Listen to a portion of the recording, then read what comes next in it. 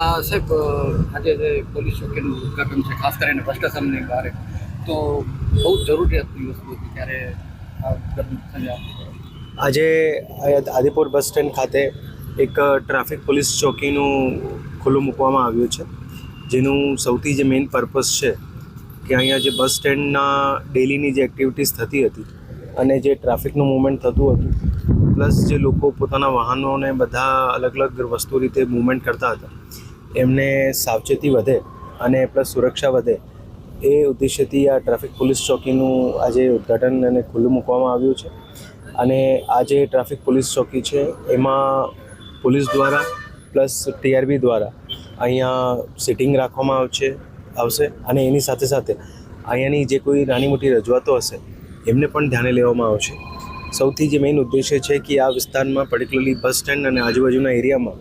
જે સતત રજૂઆતો આવતી હતી કે જે રીતનું અહીંયા ટ્રાફિકનું મૂવમેન્ટ હોય છે, લોકોનું જે મૂવમેન્ટ હોય છે અને એ મૂવમેન્ટ અનુસંધાને અમુક જે નાના મોટા બનાવો બનતા હોય, ભલે વાહન ચોરી હોય કે નાના મોટા જે કોઈ બનાવ હોય,